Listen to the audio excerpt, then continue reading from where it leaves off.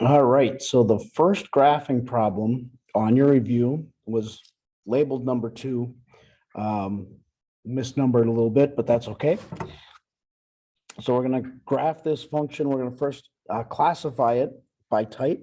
This is a quadratic.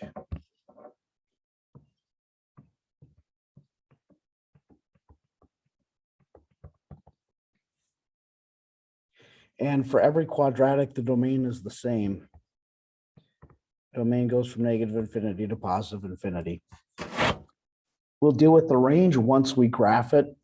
And to graph it, we're going to find the x-intercepts and the y-intercept, and the minimum or maximum point.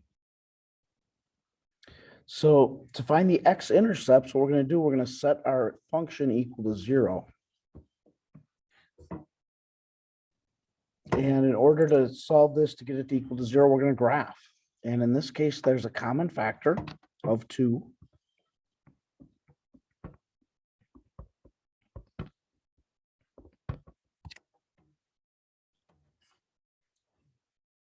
And that factors, I'm going to move over to the other side here, that factors into x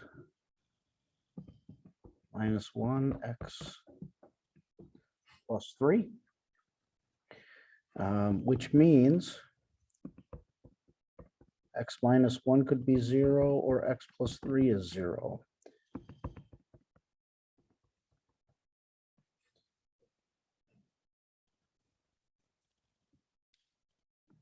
There's one of our x-intercepts, there's the other one. So 1, 0 and negative 3, 0.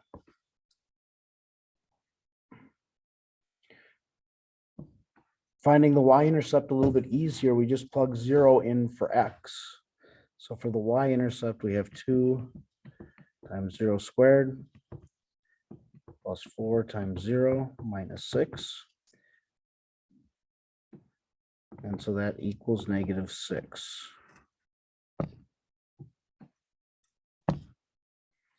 My y-intercept is 0, negative 6.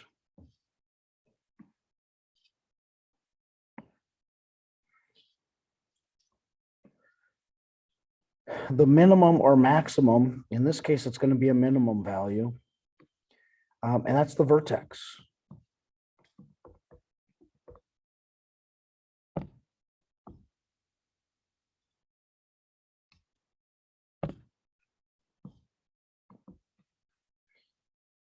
And so I'm going to find the vertex of our function.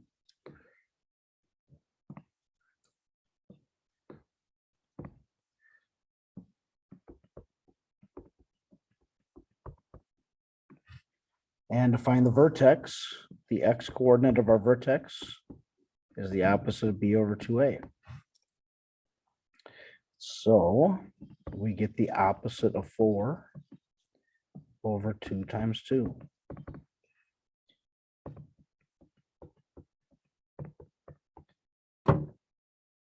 That's the x coordinate. To find the y coordinate, we plug negative 1 in for x. So the y value is 2 times negative 1 squared plus 4 times negative 1 minus 6.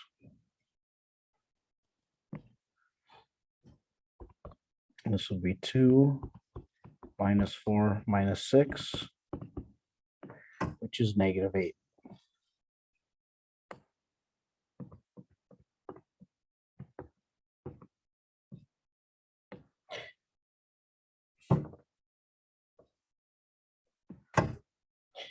That is also where our line of symmetry would be. Our axis of symmetry would go right through negative 1, negative 8, which means we have another point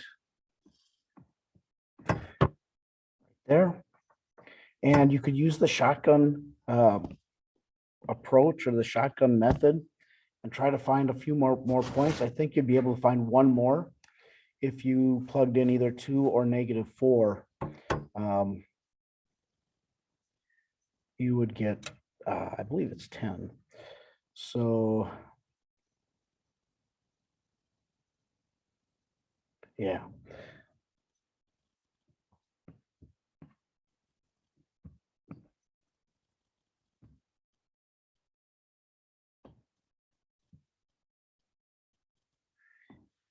And there's our graph.